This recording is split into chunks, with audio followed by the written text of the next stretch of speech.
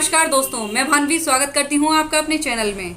दोस्तों, आज मैं कुछ आपके लिए बहुत स्पेशल लेकर आई हूँ। वो है मेरे गुरु। उनसे मैं आपको आमने सामने रूबरू करवाऊंगी।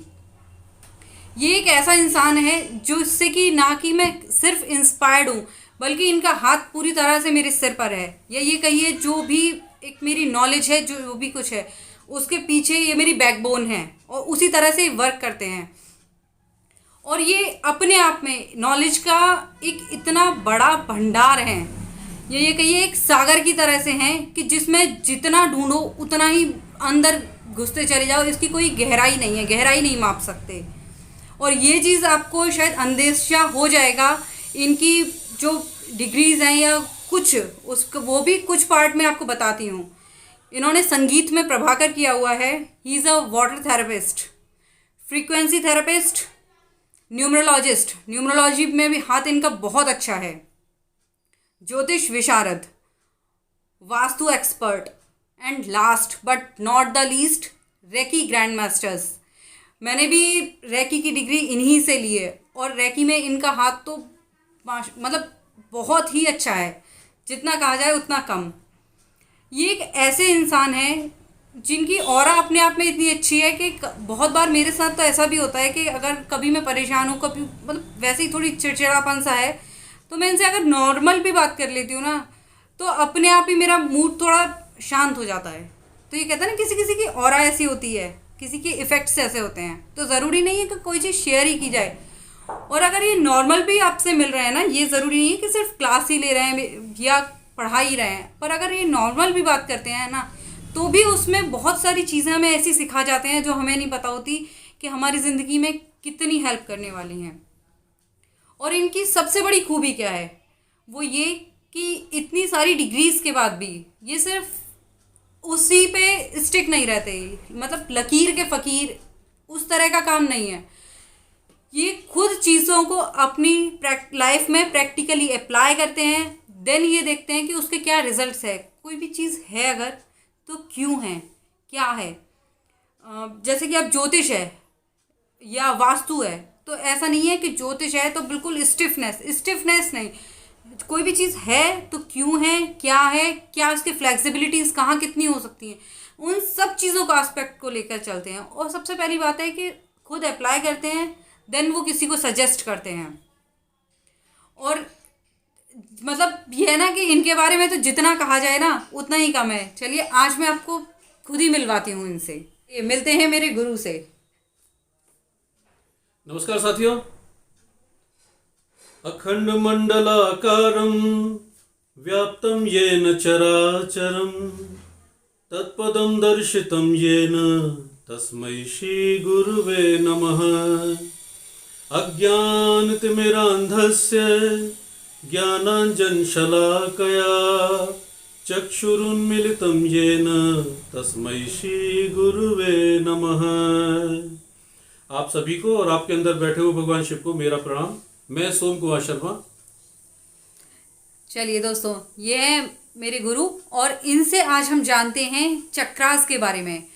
क्योंकि चक्रा एक ऐसी चीज़ है जो कि हमारी बॉडी में है, प्रेजेंट होते हैं और ये बहुत सारी चीज़ों को कमांड करते हैं। चक्रास बहुत सारी हमारी ना सिर्फ बीमारियां बल्कि और भी बहुत सारी चीज़ें ऐसी होती हैं हमारी लाइफ में जो कि इन चक्रास से सॉल्व होती हैं। और इनको प्रैक्टिकली हम कैसे बहुत इजीली मतलब बहुत सारी चीज़ों को रिजॉल्व कर सकते हैं, ये जानते हैं आज हम इनसे। तो मैं सबसे पहले आपसे ये जानना चाहूँगी कि ये चक्रास क्या होते हैं और इनका हमारी लाइफ में क्या रोल होता है। भानवी, बहुत अच्छा प्रश्न पूछा है चक्रों के बारे में। Thank you. दरअसल आज की जिंदगी में हम इन सब से दूर होते जा रहे हैं। चक्रा मीन्स समझ गए होंगे कि चक्रा मीन्स व्हील, एक चक्र। आध्यात्मिक नाम चक्रास हैं और हमारे शरीर में 114 चक्रास होते हैं वैसे, लेकिन आज हम बात करेंगे 7 चक्रा जो हमारे मेजर ग्लैंड्स हैं, मेजर चक्रा हैं, जिनको हम बोलते हैं अपने शरीर के एक तरह से ट्रांसफार्मर।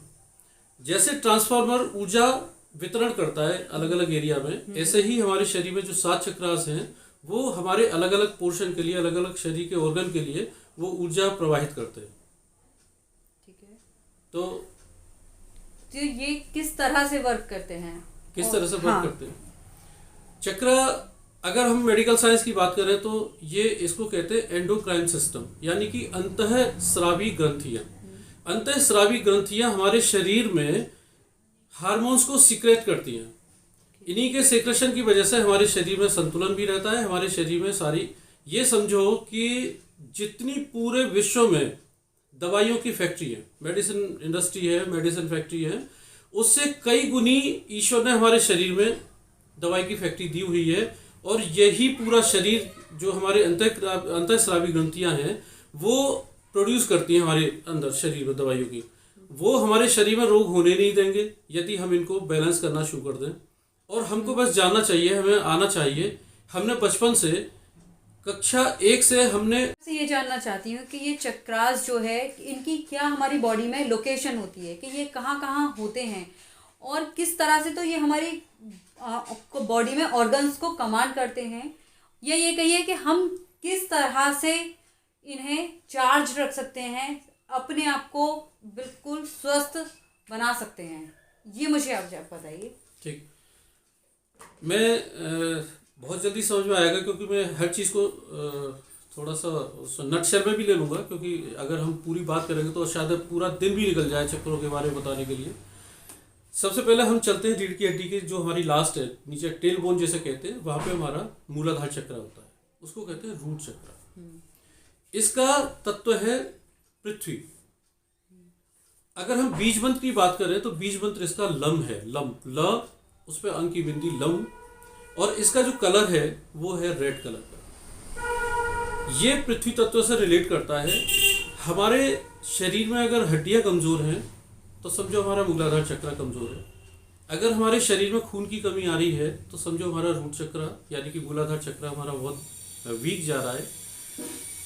जल्दी जल्दी हमारी हड्डियां टूटती है तो समझ लीजिए कि हमारा मूलाधार चक्र बहुत वीक है।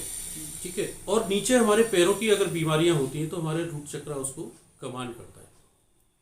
इससे ऊपर हम चलते हैं, नाभि से लगभग 2.5-3 इंची नीचे हमारा जो ये पेड़ू होता है, यहाँ पे हमारा स्वाधिष्ठान चक्र होता है। ये हमारा जल तत्व को रिलेट करता है और इसका कलर है ऑरेंज। ये हमारे जल तत्व यानी कि हमारी अगर ये वीक हो रहा है तो समझ लो कि हमारे अंदर की जो क्रिएटिविटी है वो हमारी खत्म होनी शुरू हो जाती है, नीरसता आती है हमारे जीवन में। और युवा में सेक्सुअल प्रॉब्लम अगर आती है तो ये हमारा स्वाधिष्ठान चक्र हमारा वीक होता है। तो इसलिए हमें पता पड़ जाती है कि हमारा स्वाधिष्ठान चक्र वीक है। मैं आपको स्क्रीन पर भी दिखाऊंगा कि हमारे चक्र की पोजीशन क्या होती है। हम इससे ऊपर चलते हैं, फिर हमारा नाभि से ऊपर 2.5-3 इंची ऊपर यहाँ हमारा मणिपुर चक्र है। यहाँ हमारी पेंक्रियास ग्लैंड है और इसका रंग पीला है और अग्नि तत्व है इसका, फायर एलिमेंट। इसका बीज मंत्र क्या है? इसका बीज मंत्र है रम। रम। रम। और स्वाधिष्ठान का वम। वम। स्वाधिष्ठान का वम। वम। मणिपुर का रम। ठीक है। ये हमारा पाचन शक्ति अगर हमारी वीक होती है तो समझ लो कि हमारा मणिपुर चक्र वीक है। या हम डायबिटिक पेशेंट होते हैं, डायबिटीज़ होती है तो क्योंकि हमारी यहाँ पेंक्रियाज है, अगर ये वीक है तो समझो हम डायबिटीज़ के पेशेंट भी होने जा रहे हैं। यदि हम अगर इस चक्र को चार्ज करें, वो चार्ज करना भी सिखाऊंगा कि कैसे हम चार्ज कर सकते हैं। हम घर पे बैठे बैठे भी कर सकते हैं इनको, अगर हम ध्यान केंद्रित करें इन पे, हम चैंटिंग करें, जो हम बीज मंत्र बता रहे हैं कि इसकी भी चैंटिंग करें। जैसे हम ओम बोलते हैं ऐसी, जैसे रम है, मणिपुर का बीज मंत्र रम है तो रम, इस तरह से हम बोलें, इस तरह चैंटिंग करें तो यहाँ वाइब्रेशन होती है। क्योंकि आगे और बताऊंगा इसके बारे में, अभी हम चक्र के नाम दे दें, बता देते। फिर उससे ऊपर चलते हैं हमारा हृदय चक्र, अनाहत चक्र, इसको अनाहत भी बोलते हैं, अनाहत भी बोलते हैं। इसका रंग है हरा और यहाँ हमारी थाइमस ग्लैंड होती है।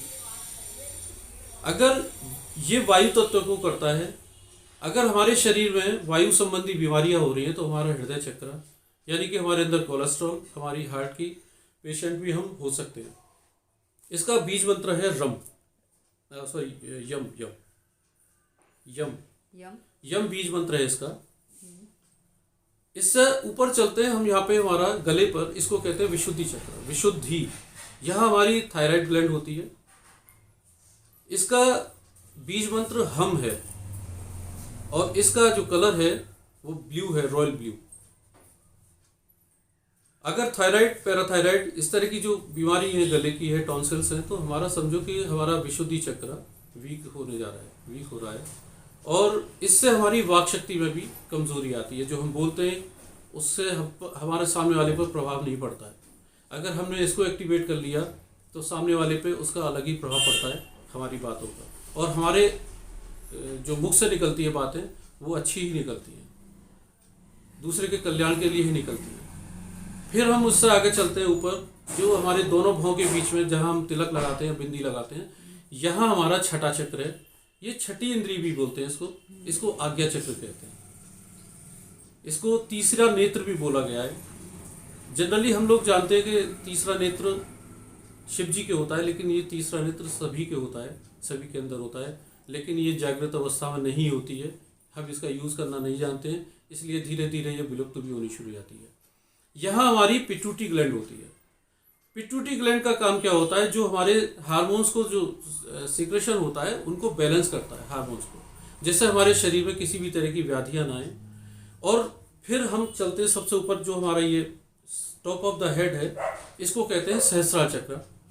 यहाँ हमारी पीनियल ग्लैंड होती है। ये भी एक आकाश तत्व में माना गया है, और इसका जो बीज मंत्र है वो ओम है। आज्ञा चक्र का भी बीज मंत्र रह गया था, उसका भी ओम है, हम ओम के द्वारा।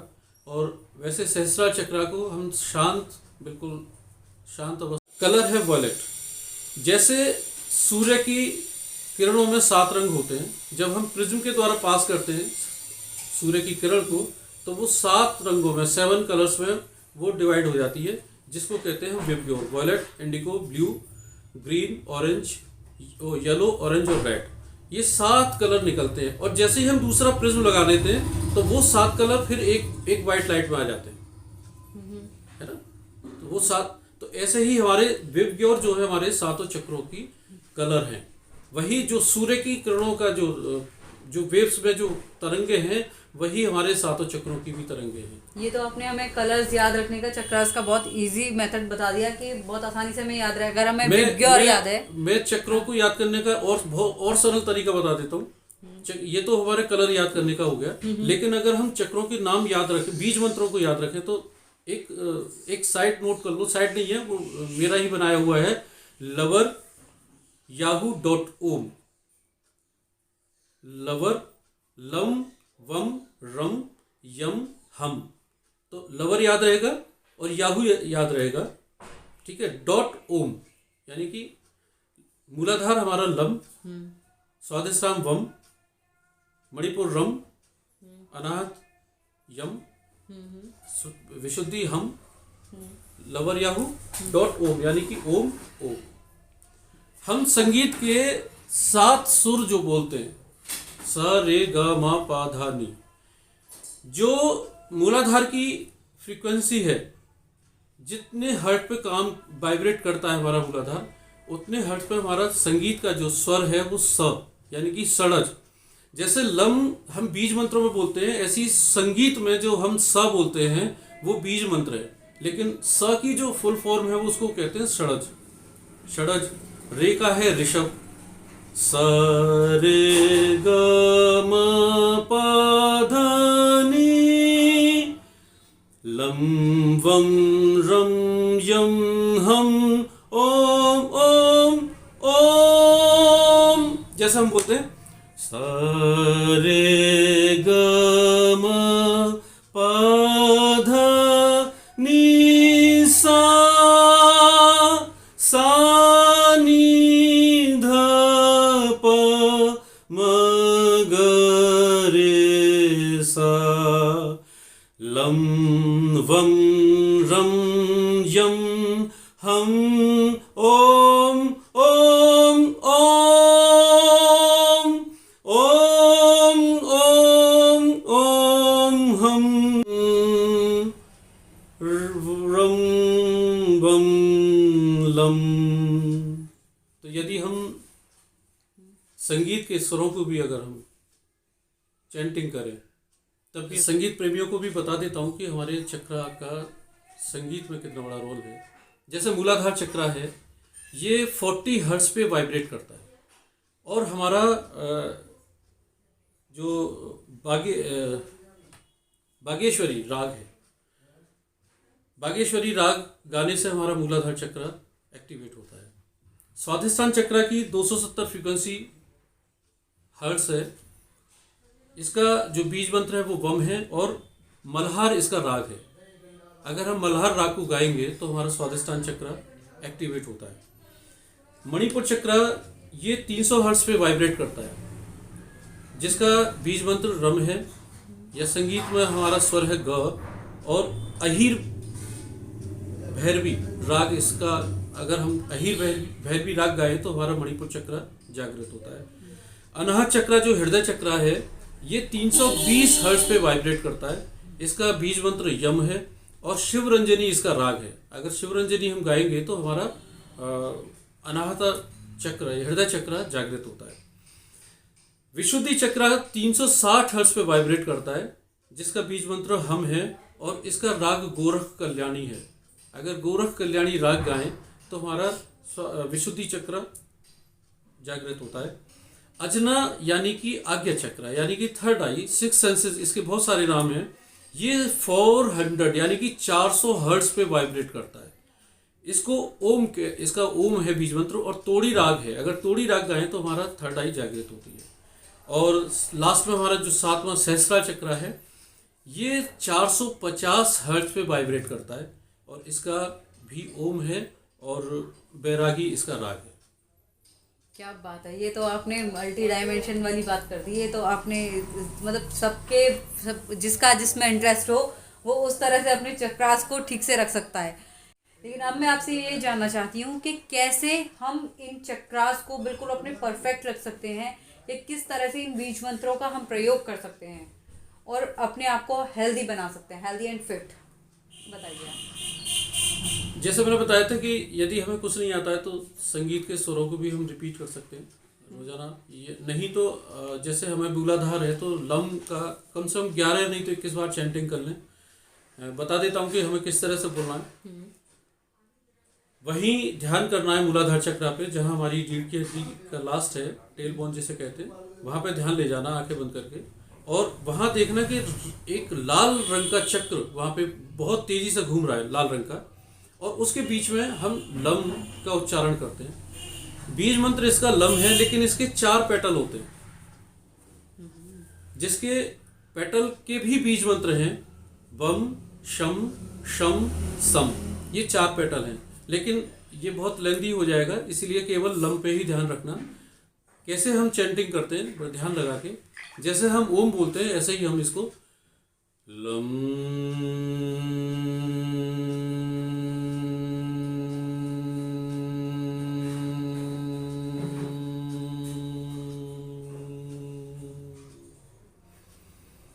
लम।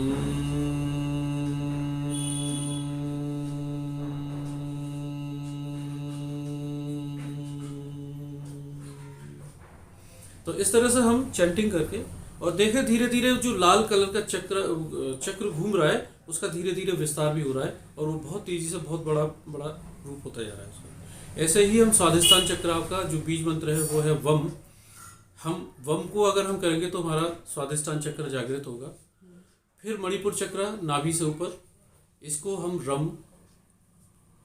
हृदय चक्र का हम यम, और विशुद्धि का हम। ऐसे हम बोलेंगे और लास्ट में हम ओम का उच्चारण करेंगे तो हमारे सारे चक्र जागृत होंगे, इससे बैलेंस भी होंगे।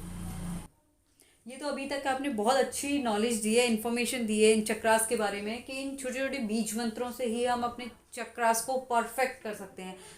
लेकिन मैं आपसे ये जानना चाहती हूँ कि क्या और भी कुछ ऐसी टिप्स हैं इजीली जिन्हें कि हम करके अपने जो चक्रास हैं उनको और पावरफुल बना सकते हैं या स्ट्रॉन्ग कर सकते हैं? भाभी देखो, ये बहुत अच्छा क्वेश्चन है, लेकिन बीज मंत्र जो मैंने बताया है, बीज का मतलब है जो एक छोटा सा बीज होता है, और उस बीज से एक बहुत विशाल वृक्ष भी बनता है। बिल्कुल सही। और उस वृक्ष से हजारों या कई सैकड़ों साल तक फल भी आते रहते हैं। हाँ। सिर्फ एक बीज में ताकत है। एक फल में हम बता सकते हैं कि कितने बीज हैं, हो सकते हैं, लेकिन एक बीज में हम ये नहीं बता सकते कि कितने फल हो सकते हैं। तो बीज का मतलब ही है ये कि अगर आपने जो बीज रोपित कर दिया, बीज जहाँ बो दिया, तो उसकी बहुत बड़ी ताकत बनती है और एक बहुत बड़ा विशाल वृक्ष बनता है। तो इससे बढ़िया और क्या उपाय है, लेकिन वैसे मैं बता देता हूँ छोटा। हमको आज हमने नंगे पैर चलना बंद कर दिया है। हाँ। अक्सर हमारी माँ, बहन, बहू बच्चे को नंगे पैर नहीं रहने देते बिल्कुल भी, जो कि हमें कम से कम नहीं तो 10 से 15 मिनट हमें नंगे पैर रहना चाहिए, चलना चाहिए। क्योंकि जो हमारी अर्थ है, यानी कि जो भूमि है, धरती माँ है, वो नेगेटिव चार्ज है। ओके। हमको नेगेटिव चार्ज होना पड़ता है। हमारे सेल को नेगेटिव चार्ज, नेगेटिव इलेक्ट्रॉन चाहिए, रिच इलेक्ट्रॉन चाहिए, जिससे हमारी बॉडी चार्ज अप रहे। जैसे हम मोबाइल को चार्ज करते हैं, अपने लैपटॉप को चार्ज करते हैं, लेकिन हम अपने शरीर को चार्ज ही नहीं कर पाते। वो भी कर सकते हैं क्या? बिल्कुल कर सकते हैं। किस तरह से? अगर हम 10 से 15 मिनट रोजाना नंगे पैर भी चलें, हाँ। अपनी धरती माँ के संपर्क में रहें, कनेक्टिविटी में रहें, तो हम अपनी बॉडी हमारी चार्ज अप होती है। अरे वाह, ये तो आपने बहुत अच्छी चीज बताई कि ये आपने तो देखा होगा, जैसे बैटरी में, कार की बैटरी में या इन्वर्टर की बैटरी में देखा होगा, 2 पोल होते हैं, नेगेटिव पॉजिटिव। हाँ। तो सबसे ज्यादा जो कार्बन आता है वो पॉजिटिव पोल पे आता है, नेगेटिव पे नहीं आता। लेकिन अगर नेगेटिव चार्ज नहीं होगा, नेगेटिव नहीं होगा, तो फिर हमारी बॉडी धीरे धीरे हील अप नहीं होगी और हम बीमार होते चले जाएंगे। और अगर हम पैदल कुछ देर चलें, 15 मिनट, कम से कम 15 मिनट तो चलना चाहिए हमको। अगर हम रहेंगे तो हम, हमारी धरती माँ यानी कि पृथ्वी हमको चार्ज करती है, और जब हम चार्ज रहेंगे तो हमारे चक्रास भी चार्ज होगा। और सबसे ज़्यादा हमारा रूट चक्र चार्ज होता है। जिनके ये रूट चक्र, मूलाधार चक्र, इसको भौतिक भी कहते हैं, यानी कि मेटलिस्टिक भी कहते हैं। यानी कि भौतिक सुख में कमी आ रही है, तब भी हमारा मूलाधार चक्र कहीं ना कहीं वीक होगा। अगर हमारे घर में वाहन नहीं है या भौतिक सुख नहीं मिल पा रहे हैं, तो इसमें हमारे मूलाधार चक्र का भी बहुत बड़ा रोल होता है। तो हमें, यानी कि भौतिक सुख चाहिए तो हमें मूलाधार चक्र सबसे पहले चार्ज रखना चाहिए। के लिए मैंने जो बताया था कि वो जल तत्व होता है, तो यदि हम जल ज़्यादा पिए, अच्छा, जैसे हमारी पृथ्वी पर 70-72% पानी है, ऐसी हमारे शरीर में भी लगभग 70% पानी है। लेकिन आज जो बीमारी है या बॉडी जो डिहाइड्रेट रहती है, वो पानी की कमी के कारण होती है। लेकिन पानी कौन सा पीना चाहिए, ये बात में आऊँगा कि किस तरह से पानी पीना चाहिए। लेकिन हम अपनी बॉडी को 70% पानी नहीं दे पाते, जिस वजह से हमारे अंदर की बॉडी डिहाइड्रेट रहती है और हमारा स्वादिष्टान चक्र भी वीक होता चला जाता है। तो हमें जल पीना चाहिए। जल को बल्कि थैंक यू बोल भी दें, तो वो एक तरह से जल भी हमारा चार्ज हो जाता है। अब बात आती है मणिपुर चक्र की। मणिपुर चक्र जैसे कि बताया कि फायर एलिमेंट है, यानी कि पाचन शक्ति। तो हमको ऐसा भोजन या पेय पदार्थ लेना चाहिए जो आराम से हम पच सकें। हमारी लाइफ स्टाइल इतनी चेंज हो चुकी है, जिस वजह से हमारी पाचन शक्ति सबसे ज़्यादा गड़बड़ाती है। और आज सबसे ज़्यादा पेशेंट पाचन शक्ति के ही हैं, जिनको गैस की प्रॉब्लम रहती है, एसिडिटी की प्रॉब्लम रहती है, और सबसे ज़्यादा फिर हमारे लाइफ स्टाइल की वजह से।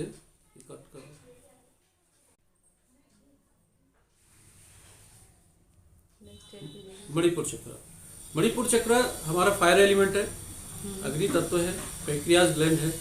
तो आज हमें जो हमारा खान पान, लाइफ स्टाइल की वजह से जो चेंज हो चुका है, जिस वजह से हमारी पाचन शक्ति गड़बड़ा रही है। और आज के बच्चे तो, उनका तो जो जंक फूड लेते हैं और साथ में कोल्ड ड्रिंक जो लेते हैं, वो आज का वो उनका एक पैशन है। तो पेट की बीमारियां तो आजकल सबसे ज्यादा हैं, सबसे ज्यादा है, बच्चों पे भी बहुत। और यदि पेट की बीमारी है, तो पेट की बीमारी ही सब कुछ और बीमारियों को लाती है। केंद्र है, यानी कि ये सेंटर है हमारे। अगर हमारा सेंटर ठीक नहीं है, यानी कि हमारे देश का भी अगर सेंटर गड़बड़ा जाएगा, यानी कि सेंट्रल गवर्नमेंट अगर गड़बड़ा जाएगी, तो देश बेकार हो जाएगा। किसी व्हील का जरा भी सेंटर माइन्यूटली भी अगर बेकार हो जाएगा या आउट हो जाएगा, तो वो व्हील काम नहीं करेगा। ऐसे ही हमारे जो सेंटर है, हमारा पेट है, अगर ये गड़बड़ा जाएगा, तो समझो हमारे जीवन यापन, यानी कि सारी सब चीज़ों पे उसका प्रभाव पड़ता है। तो यदि हम ऐसा भोजन लें जो हमारे सुपाच्य हो, तो हमारा उससे मणिपुर चक्र भी अच्छा रहता है। हृदय चक्र ये वायु तत्व है। चूंकि वायु भी पॉल्यूटेड है, हम जहाँ भी जाते हैं पॉल्यूशन हम छोड़ते ही हैं, तो कहीं नहीं मिल पा रही है हमको, अच्छी वायु नहीं मिल पा रही है। और हम सांस भी नहीं ले पा रहे। सांस तो एक प्रक्रिया है, जो एक प्रोसेस है बॉडी का जो चल रहा है, लेकिन यानी कि प्राण ऊर्जा, यदि हम सांस जो प्राणायाम में बताते हैं, जैसे अनुलोम विलोम भी बताते हैं या प्राणायाम जो होता है उसमें सांस लेने की, अनाहत चक्र, हृदय चक्र जिसको तत्व बताया वायु, आज के समय में हमारी सबसे ज़्यादा जल और वायु ये दोनों ही दूषित हो चुके हैं। वायु भी हमारी बहुत ज़्यादा दूषित हो चुकी है। अब जो हम वायु ले रहे हैं, मैं प्राण ऊर्जा तो नहीं कहूँगा इसको, केवल सांस की बॉडी, हमारे शरीर का एक प्रोसेस है सांस लेना, तो वो चल रहा है, लेकिन हम सांस लेना नहीं जान रहे। यदि हम सांस लेना भी जान लें, यानी कि प्राणायाम में हमको बताया जाता है कि किस तरह से सांस लेनी है। सांस मतलब प्राण ऊर्जा। ठीक है, हम पॉल्यूशन को हमारे हाथ में नहीं है कि वायु प्रदूषण को हम कैसे करें, हाथ में भी है। अगर हम जनरली पर्टिकुलर एक एक व्यक्ति की बात करें तो हम अपने हाथ में कर सकते हैं, लेकिन हम इस चीज़ पे ध्यान ही नहीं दे रहे, जिस वजह से हमारे फेफड़े भी संक्रमित होते जा रहे हैं और हमारा वायु तत्व भी दूषित होता जा रहा है, जिस वजह से वायु रोग हमारे शरीर में प्रभावित होते हैं। विशुद्धि, विशुद्धि यानी कि हमारा आकाश तत्व। आकाश का मतलब है विवेक। आज हम देखते हैं हम सब विवेकहीन होते जा रहे हैं, हमारे अंदर पेशेंस की बहुत कमी है।